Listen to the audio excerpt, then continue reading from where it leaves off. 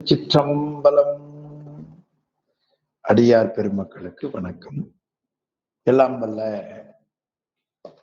சிவகாமி அம்மை உடனாகிய அம்பலவான பெருமானது திருவருட் பெருங்கருணையினாலும் அருபான்மும்மை நாயன்மார்களது குருவருளினாலும் அருணந்தி சிவாச்சாரியார் அருளி செய்த சிவஞான சித்தியாரை சிந்திக்கக்கூடிய மிகப்பெரிய சிவபுண்ணியத்தை நாம் பெற்றிருக்கிறோம்.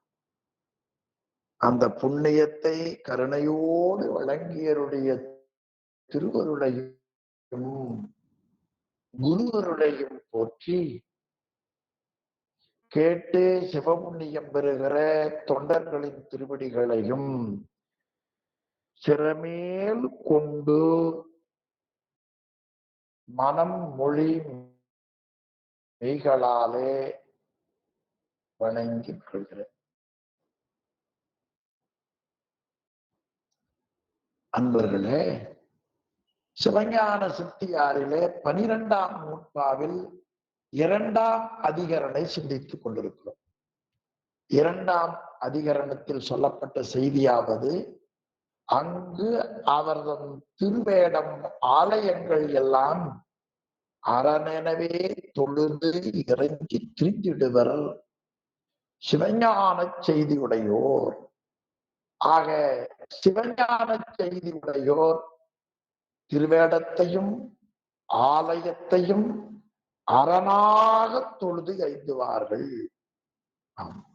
எதற்காக என்றால், உயிர்களுக்கு ஆணவம் மலம் வலி இழந்தாலும் கூட வாதனாமலம் வந்து தாக்குராவண்ணம் அன்பர் கூட்டத்திலே பயிலும் சிவஞானியர் மேலும் சிவவேட பொலிவிலும் திருக்கோவில் வழிபாட்டிலும் மலம் அறுக்கும் முதல்வன் செறிந்து இருப்பான், நீங்காது இருப்பான்.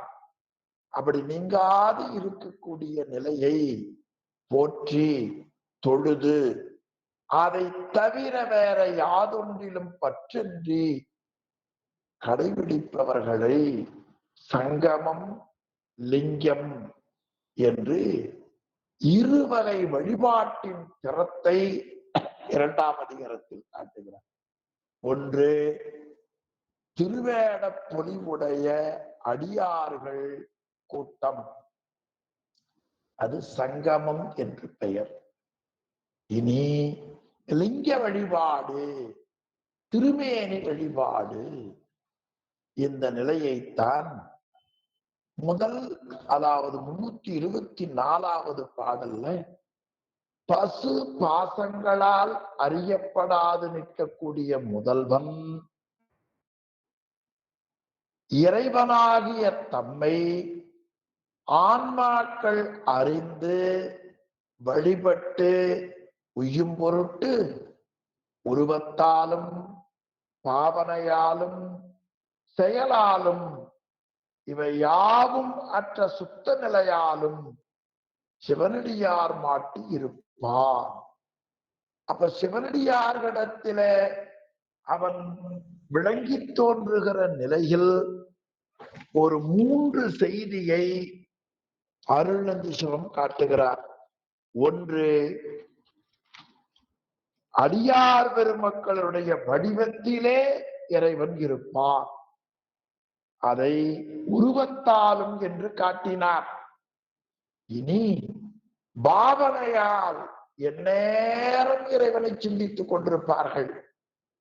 இனி செயலால் இவை அல்லாமல் சுத்த நிலையால் ஆன்மாக்கள், அதாவது சிவானுபூதியை பெற்ற அடியார் பெருமக்கள் சிவனை தவிர வேற ஒன்றையும் சிந்திக்க மாட்டாங்க. அதுக்கு எளிமையான காரணம்தான். நல்லா சாப்பிடுகிற வேட்கை உடையவன் ஒருவன் இருக்கிறான். அவனுக்கு என்ன வரும்னு நினைக்கிறீங்க? சாப்பிடுறத தவிர வேற எண்ணம் இருக்காது. இந்த திருவிளையாடல் புராணத்துல சாதாரண என்னை போல மக்களுக்காக ஒரு மேற்கோள் காட்டுகிறேன். பாண்டிய மன்னனுக்கு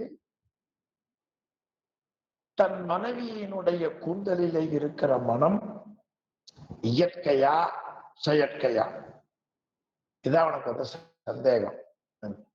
இந்த திரைப்படத்தையே வச்சுக்கங்க, இயற்கையா செயற்கையா?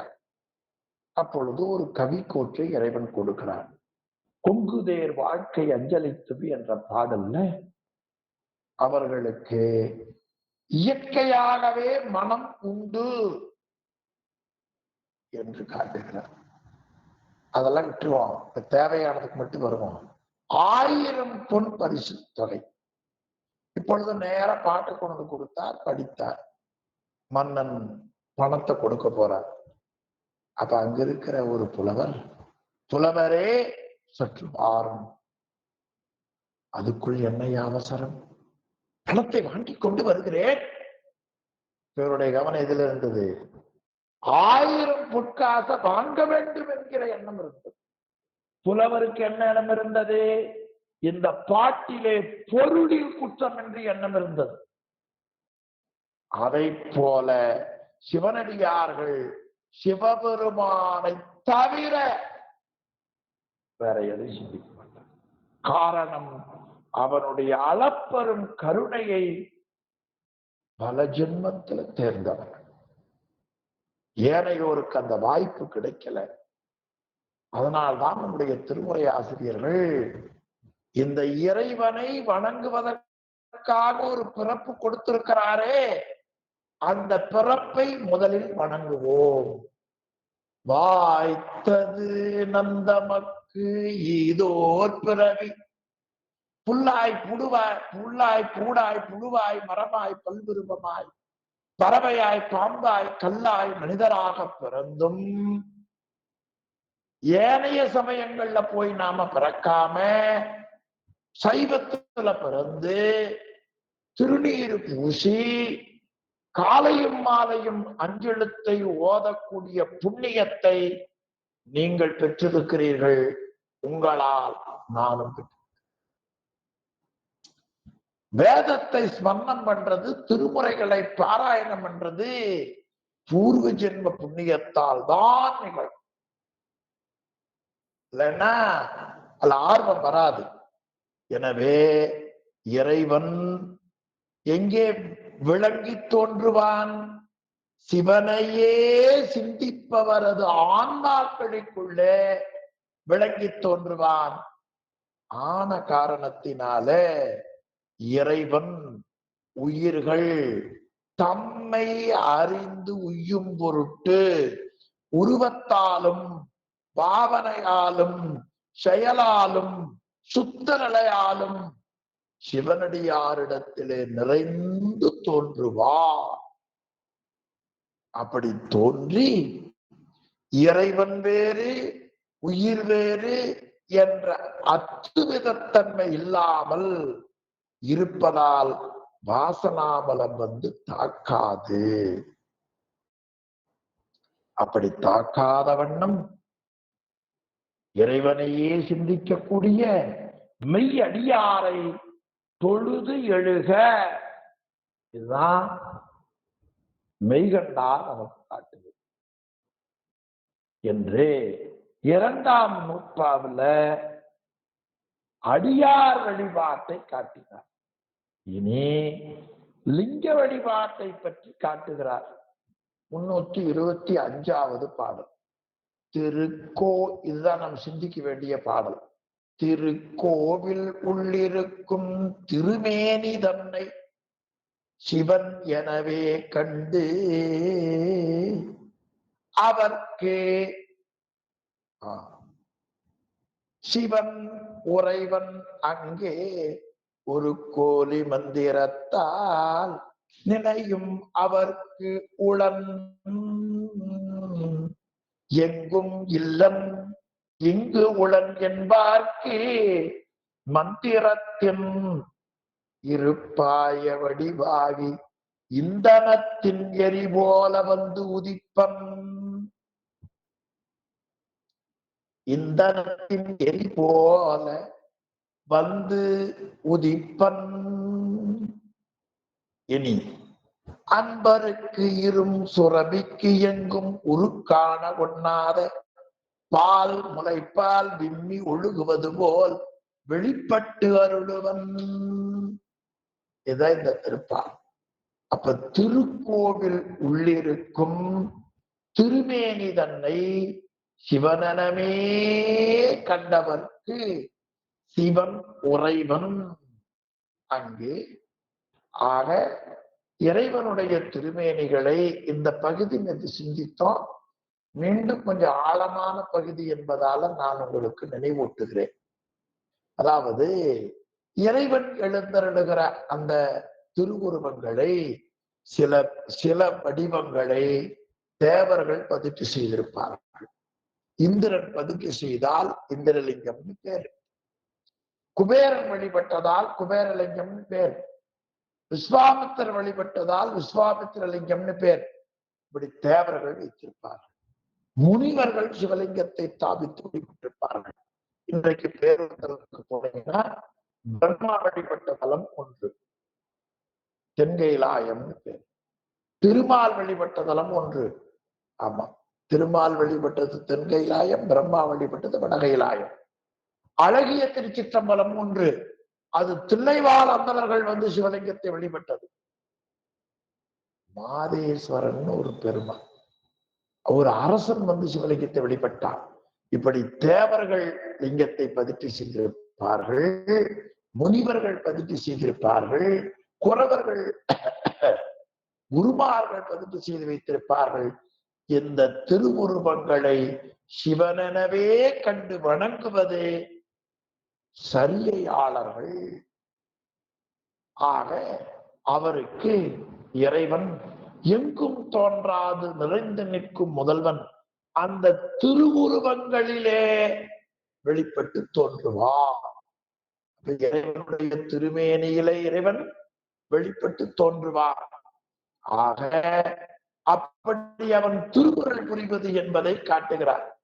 இனி சரியையாளர்கள் புறத்தொழிலே உருவ வழிபாடு உடையர் ஆன காரணத்தினால் அவர்களுக்கு திருக்கோவிலின் கோபுரமாக இருக்கக்கூடிய தூலலிங்கத்திலே வழிபடுவார். நீங்க விமானம் கோபுரம் இருக்குது பாருங்க, அதுல கலசம் வச்சிருப்பாங்க, அந்த கோபுரமே தூலலிங்கம் என்று பெயர். அதை பார்த்துடனே உதாரணமா ஆலவாயில ஒரு கோயில் பாக்குறீங்க, விமானம் பாக்குறீங்க, அவர் தான் சொக்கலிங்க பெருமாள். இது தூலலிங்கம்னு பேர். அதன் பிறகு அவன் திருவீதி உலா வருவார். அப்படி எழுந்திருக்கிற பொழுது தூல சூக்குமலிங்கத்தில் உள்ளிருக்கும் மூர்த்தியாகிய அந்த சூக்குமலிங்கத்தும் இறைவன் அதுல அருள் செய்வார். ஆக உலகத்தில் சரியையாளர்களே மிக பெரும்பாலாக இருக்கிறார்கள். அதுக்கு மேல கிரியை யோகம் ஞான நெறியில் நிற்பவர்கள் சிலர்தான். எனவே திருக்கோவில் நித்திய வழிபாடு, நைநித்திய வழிபாடு. தினந்தோறும் செய்வது நித்திய வழிபாடுன்னு பேர். நைநித்தியம் விழா காலங்களிலே செய்யக்கூடிய வழிபாடு. இவைகளில் திருவுருவங்களையே இறைவனாக கொண்டு அந்த திருமேனிக்கு திருமஞ்சனம் செய்து அந்த திருமேனிக்கு அழகான ஆடைகள், அணிகலன்கள், மாலைகள் அணிவித்து அமுது நைவேத்தியம் உணவு ஊட்டி அவர் உலா போதல் போன்றமைதல் தூல வழிபாடு. இதையெல்லாம் அழகாக நமக்கு காட்டுகிறார்கள். எனவே சரியையாளருக்கு சிவாலய சேவை, சிவலிங்க சேவை அவர்களுக்கு உண்டு. இனி சிவன் உறைவன் அங்கே இரண்டாவது வரி பாருங்க. ஒரு கோலி மந்திரத்தால் நினையும் அவர்க்கு உளன். ஒரு கோலி மந்திரத்தாலே நினையும் அவர்க்கு உளன்.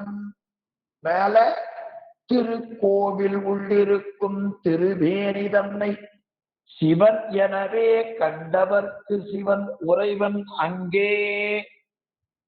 இது சரியாளருக்கு. இரண்டாவது, ஒரு கோலி மந்திரத்தாலே நினையும் அவர்க்கு உடன்.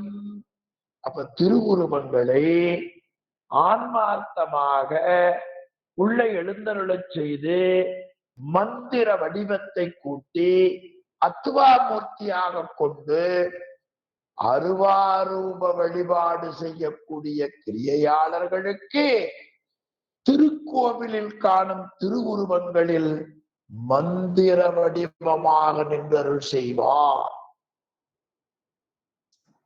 ஆக திருக்கோவிலில வழிபாடு ரெண்டு, ஒன்று ஆன்மார்த்தம், இன்னொன்று பரார்த்தம்.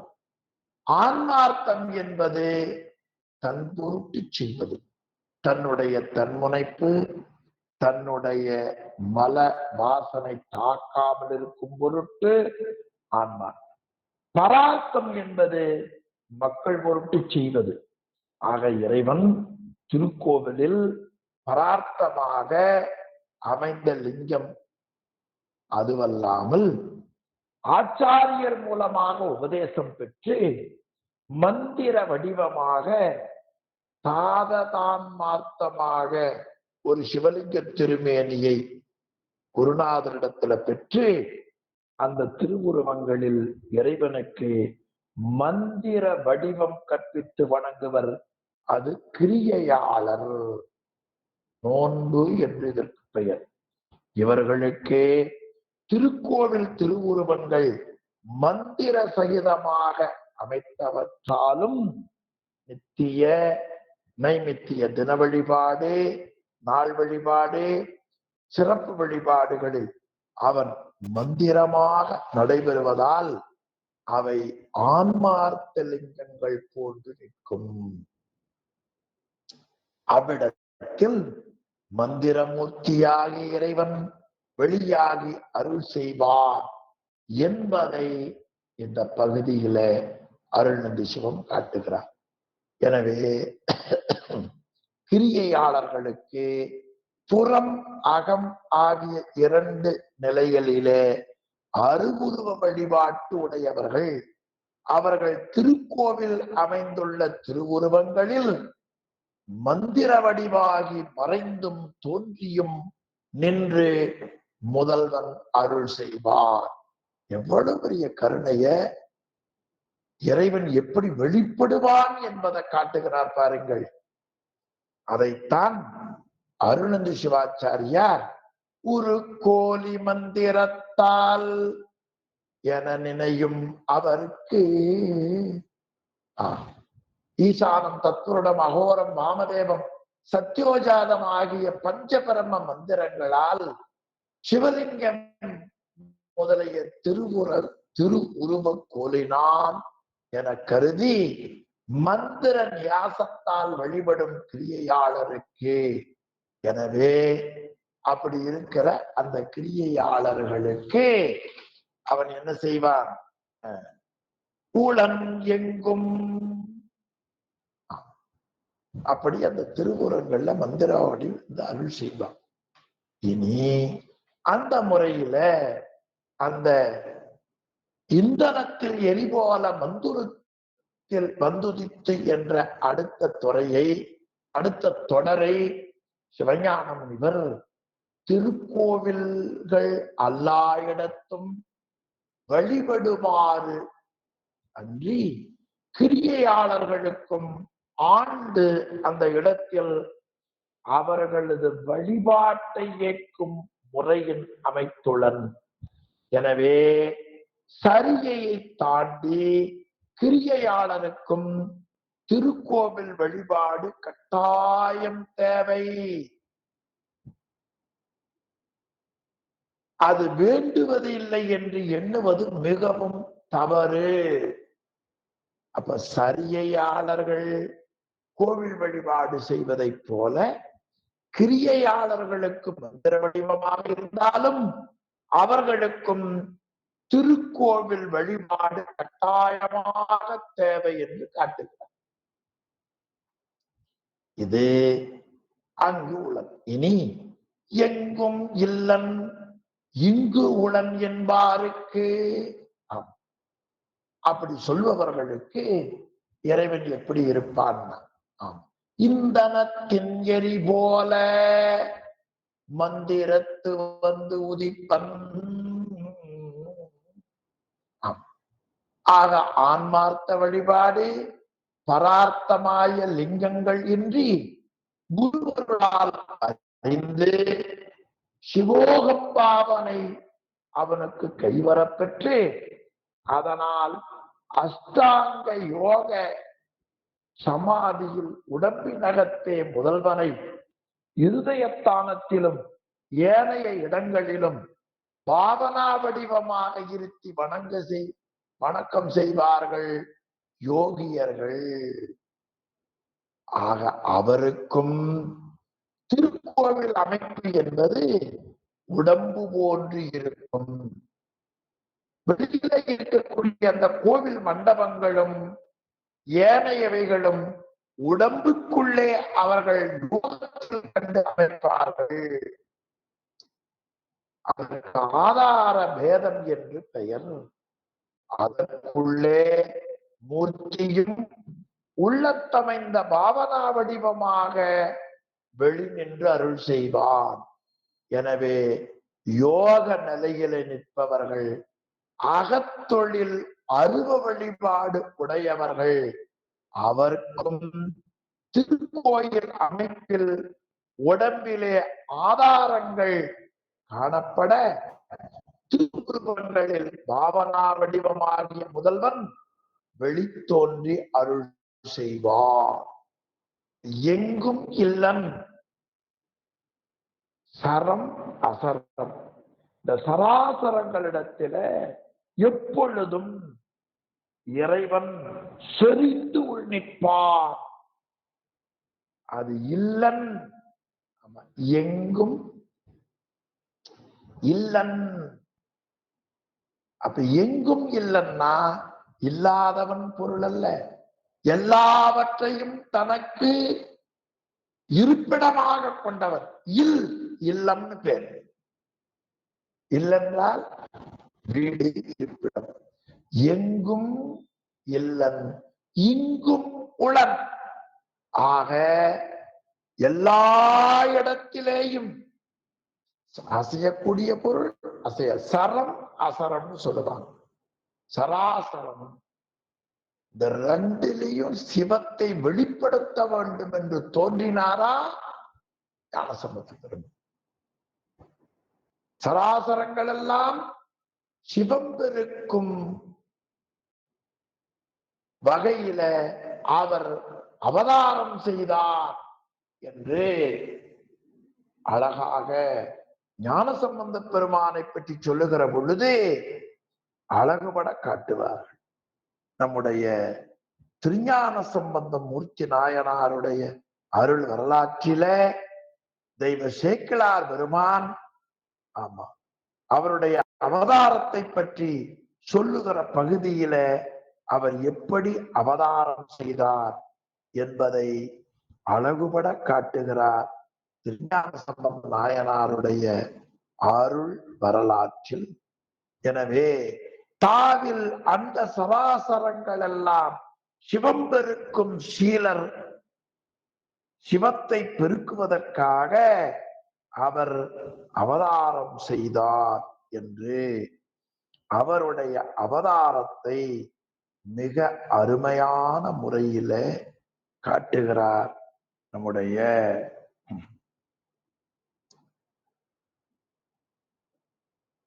தெய்வ சேக்கிழார் பெருமான். எனவே ஆக அந்த சர அசரத்தை தான் இந்த பகுதியில மிக அருமையாக சுவாமிகள் காட்டுகிறார். ஞானசம்பந்த பெருமான் வரலாற்றில அவம் பெருக்கும் புல்லறிவின் அமன் முதலாம் பரசமய பவம் பெருக்கும் புரை நெறிகள் பாழ்வட நல் ஊழிதொரும் தவம் பெருக்கும் சண்பையிலே தாவில் சர அசரங்கள் எல்லாம் சிவம் பெருக்கும் பிள்ளையார் திரு அவதாரம் செய்தார். இப்ப ஞான சம்பந்த பெருமானுடைய அவதார நோக்கம் சிவத்தை பெருகச் செய்தல். அதே கருத்தமர்ந்த நிலையிலேதான் எங்கும் இல்லன் சர அசரங்களை இல்லமாக கொண்டிருப்பவன் அவன் இந்த உடம்புக்குள்ளேயும் இருக்கிறான், இங்கும் புலன். ஆக நம்முடைய உடம்பிலே இருப்பான். ஆக யோகியர்கள் புறம் அகப்புறமாகிய வழிபாடின்றி அக வழிபாடே உடையவர்கள். சரியையாளர்கள் புற வழிபாடு, கிரியையாளர்கள் புற வழிபாடும் அக வழிபாடும். யோகியர்கள் அக வழிபாட்டையே செய்யக்கூடியவர்கள். அவர்களுக்கு இறைவன் தன்னுடைய உடம்புக்குள்ளே பாவனையால் காண்பான். ரொம்ப உயர்ந்த இடத்தை அருளந்தி சிவன் காட்டு. ஆக எங்கும் இல்லன் இங்குளன் என்பார்க்கு இருப்பாய வடிவாகி. அக வழிபாட்டில இறைவன் ஆதாரங்களில் இருக்கும் பாவனா வடிவத்தோடு இருப்பான். இதுதான் அவனுக்கு வடிவம் ஒன்று என்றார். யோகியர்கள் ஏன் அருவ வணக்கம் செய்கிறார் எனில் அவர்களுக்கு கூறிய வடிவம் பாவனையே அன்றி மெய் வடிவமாகும். எனவே அங்கு செய்யக்கூடிய வழிபாடுகள் பாவனையே அன்றி புறம் அகப்புறம் ஆகிய கிரியைகள் இல்லாமல் அது அருவ வணக்கமானதாகும். அவர்களுக்கு இறைவன் இந்தனத்தின் எரி போல வந்து உதிப்பன். இந்தனத்தின் எரி போல, இந்தனம்னா விறகுன்னு பேருங்க. காஞ்ச விறகுது பாருங்க, இந்தனம். அந்த இந்தனத்துல நெருப்பு இருக்கிறது, ஆனா தெரியாது. 2 விறக உராசுனீங்கன்னா நெருப்பு வரும். இல்லாம நெருப்பு வருமா? சைவ சித்தாந்தம் உள்ளது போகாது, இல்லது ஏதோ இருக்கு. எனவே விறகில எல்லா இடங்களிலேயும் செறிந்திருப்பது நெருப்பு. அதை உராசுகிற பொழுது அந்த நெருப்பு தோன்றும்.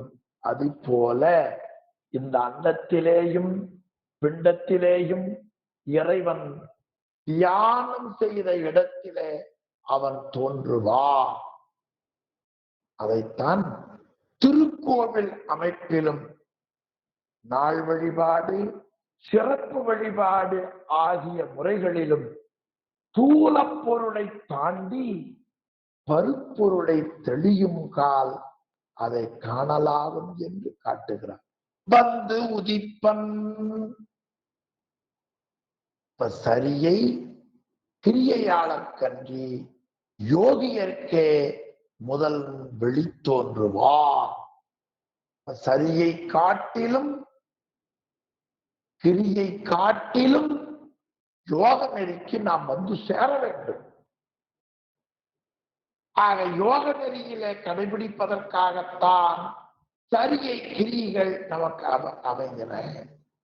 எனவே விரைவில் தீயை போல இறைவனை உள்ளத்தால் எண்ணுகிற தியானம் செய்பவர்களுக்கு இறைவன் ஒளிவடிவாக வருவான் என்று ஆசிரியர் காட்டுகிறார்.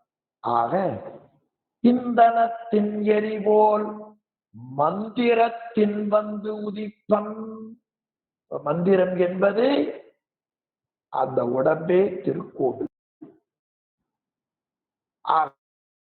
யோகத்திலே இருப்பவர்கள் அக வழிபாட்டுக்கு சொல்ல ஆகிய மந்திரம் அது கிரியையான காரணத்தினால் மந்திரத்தின் வந்து உதிப்பன். ஆக இந்த தொடரிலே உளன் அங்கும் எங்கும் இளன் இங்குடன் என்பார்க்கு விருப்பாய வடிவாகி என்று பலவிதமாக நமக்கு ஆசிரியர் காட்டுகிறார். உளன் எங்கும் இளன் எங்கே உளன் என்பார்க்கு விருப்பாய வந்துதித்தும் என கொண்டு இந்த வகையில யோகிகளாக இருப்பவர்களுக்கு எங்கனும் இல்லாமா வாழும் சிவன் திருமேனியிலே இருந்து பூசை கொண்டு அருள்பவன் என்று கூறி அவருக்கு சாத்துகிற மந்திரங்களினால் வழிபடும் யோகிகளுக்கு அவன் வெளிப்படுவான். எதை போல விறகை கடைந்த வழி தோன்றக்கூடிய நெருப்பை போல என்று காட்டினார். அதற்கு மேல கறந்த வழி தோன்றும் பாலும் போல் அந்தந்த மந்திரங்களால் அவரவர் விரும்பிய வடிவாய் அந்த திருமேனிகளில் அப்போது தோன்றி நின்று அருள் செய்வான் என்று சிவஞான முனிவர் விரிவாக காட்டுகிறார். இவையெல்லாம் கொஞ்சம் ஆழமா சிந்திக்கிற பொழுதுதான் நம்மால கொஞ்சம் பற்றி கொள்ள முடியும். எனவே சரியையாளர்களுக்கு அன்றி கிரியை யோகம் ஞானம் சாதிப்பாருக்கு கட்டாயம் திருக்கோவில் வழிபாடு வேண்டும். அவரவர்கள் முறையிலாய வழிபாடும் அருளும் திருக்கோயில் இயல்பில் உண்பது என்பதை காட்டுகிறார். எனவே யோகியர்க்கும் சிவாலய சேவை கட்டாயம் வேண்டும். அது வேண்டியது இல்லை என்பதை காட்டுகிறார். இனி அடுத்ததுல பாருங்க, இரும் சுரபிக்கெங்கும் உருக்கொணா ஒண்ணாத இரும் சுரபிக்கு மெய்யன்பு கூடி அறிவு மாத்திரையால் அருளுருவில் வணங்கும் ஞானியர். அவர் சொன்னார், அன்பருக்கு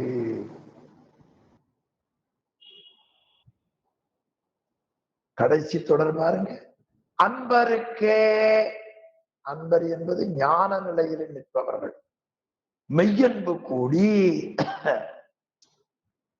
ஆருள் உருவிலே வணங்கக்கூடிய ஞானியர்க்கு, ஞான நிலையில் நிற்பவர்களுக்கு இறைவன் எப்படி வருவார்? இரும் சுரபிக்கு எங்கும் உருக்காண ஒண்ணாத பால். இரு என்பதற்கு பெரிய என்று பொருள், உயர்வு என்று பொருள். நல்ல மேம்பாடுற்ற கறவை பசுவின் உடல் எங்கும் பால் செறிந்திருந்தாலும் கூட அதை வெளிக்காண முடியாது. இரும் சுரபிக்கு எங்கும் ஒரு காண ஒண்ணாத பால் முலை பால் விம்மி ஒழுகுவது போல் வெளிப்பட்டருளுவன். ஆக பசுவினுடைய காம்பின் வழியாக விம்மி பொழிவதை போல் கருணையின் வெளிப்பட்டு தோன்றி அருள் செய்வான். எனவே திருக்கோவில் வழிபாடு எல்லோரும் செய்ய வேண்டும் என்பதை நமக்கு காட்டுகிறார். ஆமா, அன்பருக்கே. அன்பர் ஞான நெறியில நிற்பவர்கள். கடைசி தொடர்ல பாருங்க, அன்பருக்கே இருக்கு பாருங்க. அந்த அன்பருக்கு எப்படி இருப்பான்? ஆன்மார்த்தம், பரார்த்தம், பாவனை இவையெல்லாம் லிங்கங்கள் அன்றி அருளாலே அறிந்து அன்பே சிவமாக கண்டு அறிவில் வழிபடுபவர்கள் ஞானியர்கள். ஞான நிலையில் இருப்பவர்கள் யார்? எல்லாவற்றையும் அருளால் அறிந்து அன்பையே சிவமாக கண்டு அறிவில் வழிபடுபவர்கள் அந்த ஞானியர்கள். அவர்களுக்கு இறைவன் எப்படி வெளிப்படுவான்? கறவை பசுவில உடம்பு முழுவதும் செறிந்திருக்கக்கூடிய அந்த பால் கன்றை பார்த்த உடனே, கன்று வருகிறது, அதை பார்த்த உடனே முலை வழியாக பெருகும் பால் போல் திருக்கோவிலில் செறிந்துள்ள திருவுருவங்களிலும் மெய்யன்பர் குழாத்தினும் பிற யாவற்றிலும் வெளிப்பட்டு கருணை வெள்ளமாகவே தோன்றி நின்று அருள் செய்வார். ஆக ஞானியர்கள் முத்திர திருமேனியும் கடந்தவர்கள். அதனால் அகண்டாகார நித்திய வியாபாக சச்சிதானந்த பிளம்பாயிருந்த சிவனை புறம், அப்புறம் அகப்புறம், அகம் இவையெல்லாம் ஒன்றும் இல்லாமல் அறிவு தொழில் மாத்திரையாக வழிபாடு செய்வார்கள். சரியையாளர்கள் புற வழிபாடு, கிரியையாளர்கள் புற வழிபாடு, அக வழிபாடு, புற வழிபாடு. யோகியர்கள் அகமாகிய வழிபாடு. ஞானியர்கள் அறிவு தொழிலில் வழிபடுவார்கள். எனவே அவருக்கும் அந்த நிலையில் இருப்பவர்களுக்கும் அன்பும் அருளுமாக காண முதல்வன் அறிவாய் அருளுவன்.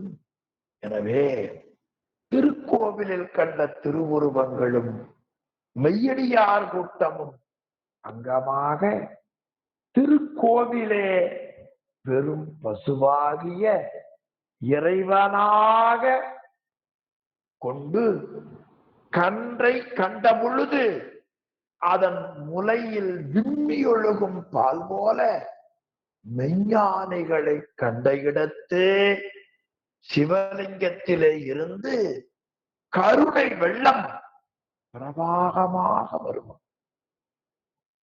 ஆமா, இந்த சிவஞானியை பார்த்த உடனே அப்படி வந்ததுதானே ஞான சம்பந்த பெருமானுக்கு கிடைத்த ஞானப்பால். அந்த வெள்ளத்திலே இருந்து ஒரு சிறிதேனும் திளைத்தாக்கிய அன்றி அனுபவமாதல் அன்றி அது அனுபவம் வராது. இது எங்க கிடைக்கும்னு ஒரு உரை எழுதுகிறார் அந்த உரையாசிரியர். நான் உங்களுக்கு சிவஞான சித்தியார் உரை எழுதுகிற பொழுது, நூல் பாட சொல்லுகிற பொழுது நல்ல உரையை வைத்துக் கொள்ள வேண்டும் என்று எண்ணினேன். அப்பொழுது இலங்கையில தோன்றியவர் திருவிளங்கம்னு பேர். திருவிளங்கம் அவருடைய உரையைத்தான் கற்பகம் பல்கலைக்கழகத்துல போட்டிருக்கிறார்கள். அதை வைத்துக் கொண்டுதான் பாடம் சொன்னேன். அதற்கு என்ன காரணம் என்றால், நம்முடைய ஆசிரியர் பெருமகனார் முதுபெரும் புலவர் சென்னியப்பனார் ஐயா அவர்கள் இந்த திருவிளங்கம் உரையை வைத்துக் கொண்டுதான் கோவையில புரந்தரதாசன் கலையரங்கில் சிவஞான சித்தியார் பாடம் சொன்னார். எனவே அந்த திருவிளங்க உரையை நான் எடுத்துக்கொண்டேன். அவர் என்ன செய்கிறார், இந்த அனுபவம், அதாவது ஞானிகளுக்கு அறிவு அறிவாய் அருளுவன் என்பது எங்கே தெரியும் என்றால், தில்லையிலும் கதிர்காமத்தும் ஏனைய தலங்களிலேயும் சென்று கண்ணாருக்கு புலனாகும் எழுதினார். அப்ப என்ன தெரிகிறது, தில்லையில உரையாசிரியர் நூலாசிரியர் அனுபவத்தை பெற்றிருக்கிறார், உரையாசிரியர் அனுபவத்தை பெற்றிருக்கிறார். அவர் வாழ்ந்த ஊர் இலங்கை, அங்கே கண்டி கதிர்காமம் இருக்கிறது, அங்கேயும் இதை கண்டிருக்கிறார். எனவே இரும் சுரவி ஆகும் மேன்மையுற்ற கறவை பசு பேர் எல்லா தேவர்களையும் தன் உடம்பிலே கொண்டுள்ளது. மேலும் உலகில் யாவருக்கும் உயிர் உடம்பல நிலையாக இருப்பதற்கு பாலாகிய அமிர்தத்தை கொடுப்பது. மேலும் சர்வ தோஷத்தையும் சுத்தி செய்வதாய் மலநீக்கத்திற்கு அறிகுறியாக திருவெண்ணீர் தயார் செய்வதற்கு சாணத்தை கொடுப்பது. இறைவன் திருமஞ்சனம் செய்வதற்கு ஆனந்தை கொடுப்பது. இப்படி பல பல மேன்மைகளை உடையதால் அருணந்தி சிவம் இரும் சுரபி என்று பசுவை போற்றியிருக்கிறார். ஆக பசுவின் பெருமையால் உயர்த்ததே இந்த பாரத கண்டம் என்றும், பசுவே பசுக்களாகிய எமக்கு பசுவாந்தன்மை விளக்கி பசு போதம் நீங்குவதற்கு சாதனைகளுக்கு இன்றியமையாதது என்பதும் காட்டுவதற்காக புனித கன்றில் அது கொண்ட பரிவும் அன்பும் பரமன் உயிர்கள் மாட்டு கொள்ளும் தலையாய அருளுக்கும் அன்பிற்கும் உவமையாக அருள்நந்தி சிவம் அருளியிருக்கிறார் என்று அந்த உரையை நாம் கொள்ள வேண்டும். ஆக இரும் சுரபிக்கு எங்கும் உருக்கான ஒண்ணாத பால். பசுவனுடைய மாட்டுல பால் தெரியாது, கண்டு வந்தா பால் வரும். அப்போ உருக்கான ஒண்ணாத பால், அந்த பசுவனுடைய உடம்புல பால் தெரியாது. அப்போ உருவம் அருபுருவம் அருவம் என்ற எந்த நிலையிலேயும் காட்டொணாது இருப்பது அந்த அறிவு. எனவே ஞானியர்களுக்கு சிவாலய சேவை தேவை. ஞானியர்கள் பற்றற்று அருளே கண்டு கொண்டிருப்பார்கள். எனவே எல்லோருக்கும் வேண்டிய சாதனைகளுள் சிவாலய வழிபாடு முக்கியமாக காட்டி திருக்கோவில் பெருமையும் அந்த கோவிலுக்குள்ளே இருக்கிற திருமேனியின் சிறப்பையும் விரிவாக இந்த பாடலில அருள்நந்தி சிவம் காட்டியிருக்கிறார். எனவே அன்பருக்கு இரும் சுரபிக்கெங்கும் உருக்கான ஒண்ணாத பால் முளைப்பால் விம்மி ஒழுகுவது போல் இறைவன் வெளிப்பட்டு அருள்வான். அப்ப திருக்கோவில் உள்ளிருக்கும் திருமேனி தன்னை சிவன் எனவே கண்டவர்க்கு சிவன் உறைவன் அங்கே சரியான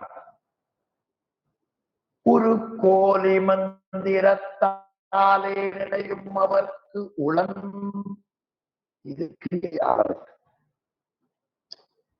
எங்கும் இல்லன் இங்கும் உளன் என்பார்க்கு இருப்பாய வடிவாதி இந்தனத்தின் எரி போல மந்திரத்தின் வந்து உதிப்பன். இது யோக நிலையில் நிற்பவர்களுக்கு. அன்பருக்கே இரும் சுரபிக்கு எங்கும் உருக்கான ஒண்ணாத பால். மகாலட்சுமி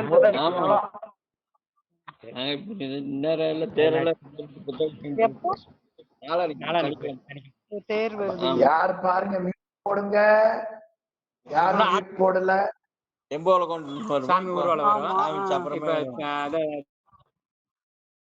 அம்மா 2 பேர்.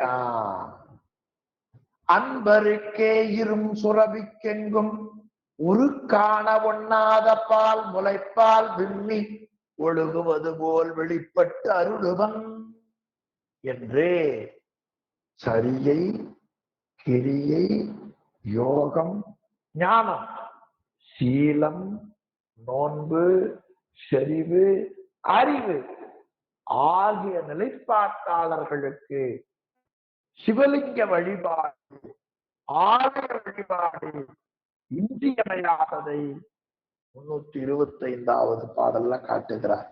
எனவே புறம், அகப்புறம், அகம், அறிவு. புறம், அகப்புறம், அகப்புறம்னா அகத்திலேயும் புறத்திலேயும் புசிப்பவர்கள். அகம்னா அகத்தில் மட்டும் புசிப்பவர்கள். அறிவு மாத்திரையாக முறையை வணங்கும் சரியை, கிரியை, யோகம், ஞானம் ஆகிய நெறியை கடைபிட்டு ஒளிபவர்கள்.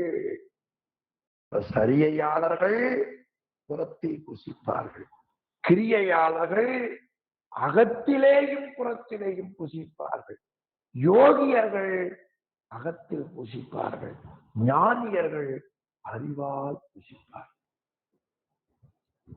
ஆக அந்த 4 நெறியில கடைபிடிப்பவர்கள் எல்லோருக்கும் முறையாக இறைவன் சரியையாளர்களுக்கு தோலமாகவும், கிரியையாளர்களுக்கு சுக்கமாகவும், பிறகு அதிசூக்குமமாகவும், யோகியர்களுக்கு, ஞானிகளுக்கு அருள் என்னும் வடிவங்களாக திருக்கோவிலில் இருந்து இறைவன் திருவருள் செய்வான்.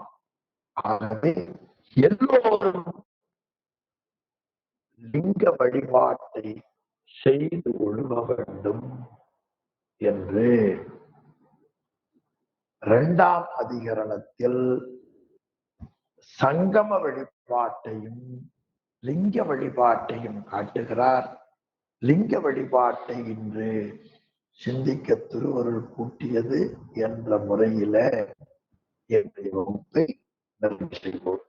சிவாய நம. திருச்சிற்றம்பலம். அடியார்கள்